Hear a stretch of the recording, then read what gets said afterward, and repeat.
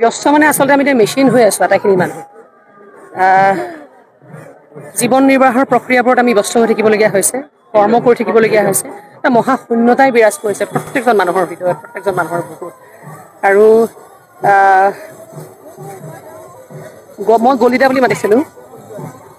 তেওঁৰ ভনীয়েকৰ লগত জংঘীৰ লগত মোৰ খুব ঘনিষ্ঠ আছিলে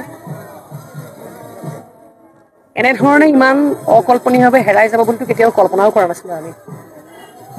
অসুস্থতাৰ সময়তো তেওঁ বহুত সময়ত জীৱন যুঁজত যুঁজি তেওঁক আমাৰ ওচৰলৈ ঘূৰি আহিছিলে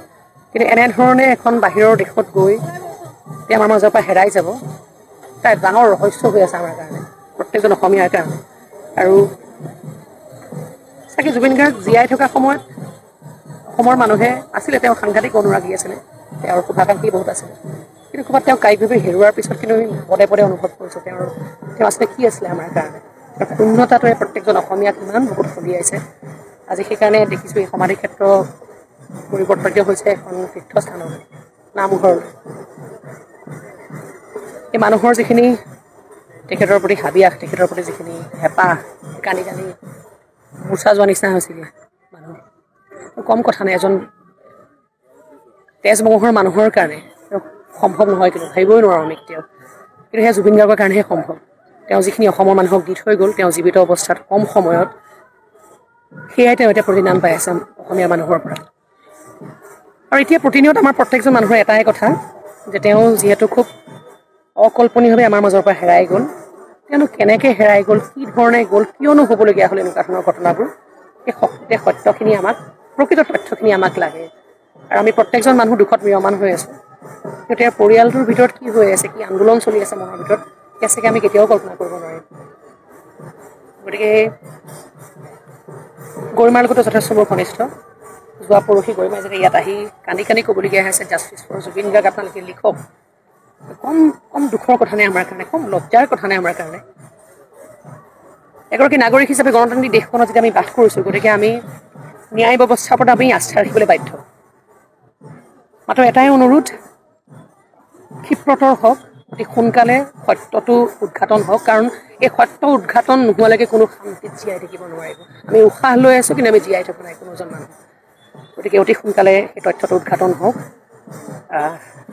এয়াই কথা আৰু বাকী বেলেগ বিশেষ ক'বলগীয়া নাই মোৰ আৰু এটাই অনুৰোধ আদায়টিৰ প্ৰতি এই পবিত্ৰ ঠাইখিনিত হাজাৰ হাজাৰ মানুহ আহিছে প্ৰতিনিয়ত শেষৰ ভাগলৈ ৰাতিৰ শেষৰ ভাগলৈ কেতিয়াবা শুনিবলৈ পাইছোঁ মই দেখা নাই শুনিবলৈ পাইছোঁ ওচৰে পাঁজৰে মদ পানী খায়ো কেতিয়াবা অপ্ৰীতিকৰ ঘটনা হৈছে জুবিন গাৰ্গৰ আত্মাই তেতিয়াহে শান্তি পাব যেতিয়া এই শান্তিময় পৰিৱেশটো শান্তিময় হিচাপে থাকিব লাগিব আৰু এটা মন্দিৰত বা এভাগ মন্দিৰত গীৰ্জাঘৰত মছজিদত গৈ আমি কেতিয়াও তেনেধৰণৰ কাম নকৰোঁ আমি পবিত্ৰ মনেৰে যাওঁ তাত আমি নিজৰ ইষ্ট দেৱতাক আমি প্ৰাৰ্থনা কৰোঁ এইজন আমাৰ ইষ্ট দেৱতা এতিয়া তেখেতক প্ৰাৰ্থনা কৰিবৰ কাৰণে হাজাৰ হাজাৰ গোটেই অসমৰ মানুহ আহিছে সেই ইষ্ট দেৱতাজনৰ প্ৰাৰ্থনাৰ সময়ত যাতে আমি তেনেধৰণৰ অপ্ৰীতিকৰ পৰিৱেশলৈ নাযাওঁ কৰজোৰে প্ৰাৰ্থনা মোৰ আটাইটিৰ প্ৰতি আৰু জুবিনদাৰ প্ৰতি অনুৰাগ ভাল পোৱা চিৰ যুগমীয়া হৈ থাকক তেওঁৰ যিখিনি আদৰ্শৰে আমি জীয়াই থাকিব লাগে সেইটোৰ প্ৰতিহে আমি এতিয়া অতি বেছি সচেতন হ'ব লাগে জুবিন গাৰ্গে সদায় গছ ভাল পাইছিলে প্ৰকৃতিক ভাল পাইছিলে মানুহক ভাল পাইছিলে পশু পক্ষীক ভাল পাইছিলে নতুন প্ৰজন্মৰ প্ৰতি মোৰ এটাই অনুৰোধ তেওঁৰ সেই আদৰ্শবোৰক লৈ জীয়াই থাকিবলৈ শিকক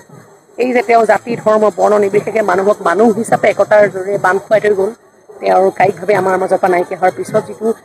নজিৰ আমাক দেখুৱাই থৈ গ'ল সেই নজিৰলৈ আমি জীয়াই থকা হওক যুৱ প্ৰজন্মৰ প্ৰত্যেকজন মানুহ বৃহত্তৰ অসমীয়া জাতি এখন বৰ অসম আমি সৃষ্টি কৰা হওক সেইটোৱে মোৰ একান্ত অনুৰোধ বাকী আমি প্ৰত্যেকেই এতিয়া অপেক্ষাৰত অতি শীঘ্ৰে আমাক সত্যত উদ্ঘাটন